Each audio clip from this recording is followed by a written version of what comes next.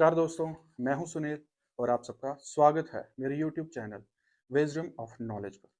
दोस्तों, आज मैं आपके लिए एक ऐसा टॉपिक लेकर आया हूं जिसको मैं आपको बिल्कुल ही सिंपल तरीके से समझाऊंगा। देखने में तो ये कॉन्सेप्ट बहुत ही ज़्यादा कंफ्यूजिंग और मुश्किल सा लगता है, लेकिन कुछ दिन पहले मैं गवर्नमेंट की स्कीम्स के बारे में पढ़ रहा था। स्कीम्स को पढ़ते पढ़ते मेरे दिमाग में एक सवाल आया कि गवर्नमेंट ये सारी स्कीम्स क्यों देती है? इसमें इनका क्या फ़ायदा है? ये तो ऑब्वियस है ना, अगर कोई चीज़ की जा रही है तो उसका कोई रिजल्ट भी होगा और उसका कोई आउटकम भी होगा। तो दोस्तों, आज का टॉपिक है freebies culture in India. सबसे पहले हम इस चीज़ के बैकग्राउंड को समझते हैं कि ये स्कीम्स वाला कॉन्सेप्ट कहाँ से आया और गवर्नमेंट क्यों ये स्कीम्स देती है। इसके लिए हमें सबसे पहले स्टेट का रोल समझना होगा। यहाँ पर स्टेट यानी सरकार। पुराने ज़माने में स्टेट का काम सिर्फ लॉ एंड ऑर्डर को मेंटेन करना था। भूख, गरीबी या बीमारी, ये सब पर्सनल प्रॉब्लम्स में आती थी।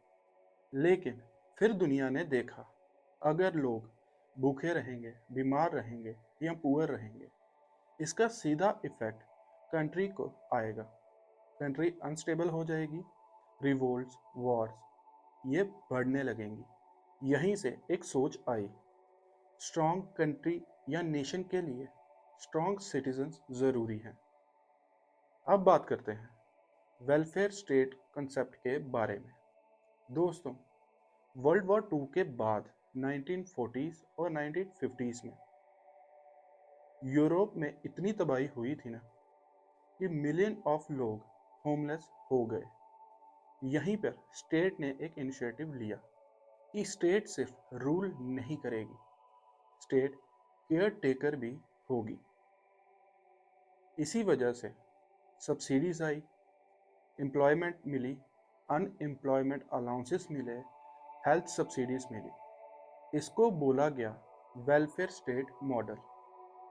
इम्पॉर्टेंट बात यह है कि ये कोई फ्री बाइज कंसेप्ट नहीं था, ये था सर्वाइवल के लिए किया गया एक इम्पॉर्टेंट स्टेप। अब बात करते हैं इंडिया में ये फ्री स्कीम्स का कॉन्सेप्ट आया कहाँ से।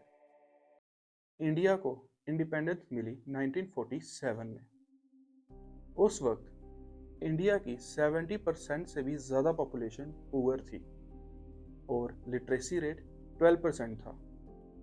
और सबसे बड़ी बात ये थी कि हमारा हेल्थ सेक्टर ऑलमोस्ट ज़ीरो था। और तब इंडियन लीडरशिप ने डिसाइड किया कि अगर हम लोगों की बेसिक नीड भी कंप्लीट ना कर पाएँ तो डेमोक्रेसी सिर्फ पेपर तक ही सीमित रह जाएगी। इसी वजह से सब्सिडीज आई, फ्री स्कीम्स आई, एजुकेशन फ्री मिलना शुरू हुई और हेल्थ केयर सेक्टर में भी सब्सिडी मिलना चालू हो गया।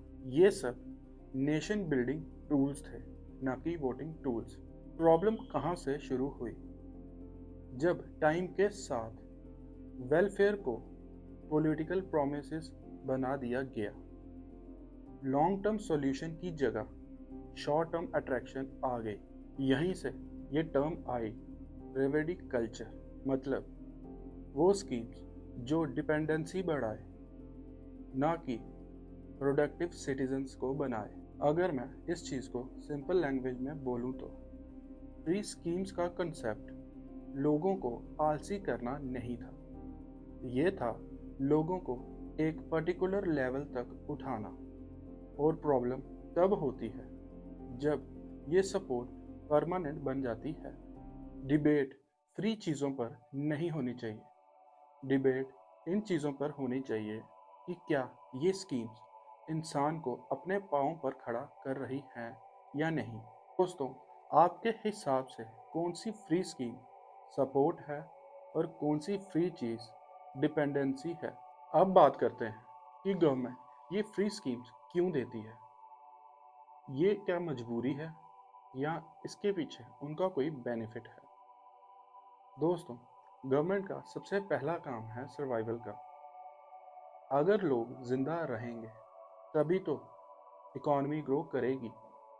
अगर लोग भूखे हैं, बीमार हैं और बच्चे पढ़ नहीं रहे हैं, इससे क्या होगा? इससे क्राइम रेट बढ़ेगा और हमारी इकॉनमी डाउन पर जाएगी। इसी वजह से सब्सिडीज़ दी जाती हैं, वैक्सीनेशन दी जाती है और फ्री राशन प्रोवाइड किया जाता है। ये कोई चैरिटी नहीं है, ये है डैमेज कंट्रोल। अगर मैं इसको एक सिंपल लाइन में बोलूँ तो अगर लोग ज़िंदा रहेंगे तभी तो इकॉनमी बढ़ेगी। सेकंड नंबर इसमें है इक्वलिटी गैप को ख़त्म करना। दोस्तों, हर इंसान सेम जगह से स्टार्ट नहीं करता। कुछ लोगों को पैदा होते ही डिसएडवांटेजेस होती हैं। इसी गैप को ख़त्म करने के लिए गवर्नमेंट ये स्कीम प्रोवाइड करती है। अगर गवर्नमेंट ये स्कीम्स या सपोर्ट ना प्रोवाइड करे तो अमीर और अमीर होगा और पुअर होगा। अगर मैं इसकी एक एग्जांपल दूं, रेस फेयर तब होती है जब सबके पास शूज़ होते हैं। अब हम बात करेंगे परमानेंट। अब बात करते हैं लॉन्ग टर्म इकोनॉमी बेनिफिट्स के लिए।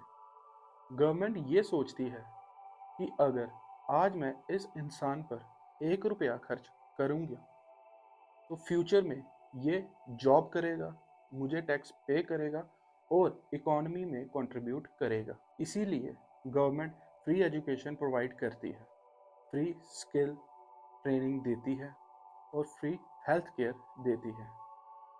ये एक इन्वेस्टमेंट है, लॉस नहीं। अब बात करते हैं पॉलिटिकल रियलिटी की। डेमोक्रेसी में वोट इक्वल्स टू पावर। लोग वही चीज़ ज़्यादा याद रखते हैं जिसका डायरेक्ट इम्पैक्ट होता है। इसलिए कुछ स्कीम्स इमोशनली कनेक्ट करती हैं और कुछ स्कीम्स शॉर्ट टर्म के लिए होती हैं।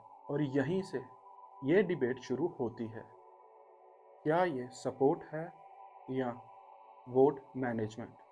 और पॉलिटिकल रीज़न होना इज़ नॉट इक्वल्स टू कि स्कीम्स ऑटोमेटिकली गलत हैं। तो दोस्तों, सवाल ये नहीं होना चाहिए कि फ्री स्कीम्स क्यों दी जाती हैं। सवाल ये होना चाहिए, क्या ये स्कीम्स इंसान को आगे बढ़ने में मदद कर रही हैं या नहीं। तो दोस्तों, आज का कॉन्सेप्ट आपको कैसा लगा प्लीज़ कमेंट करके ज़रूर बताना। Please like share and subscribe. जय हिंद, जय भारत।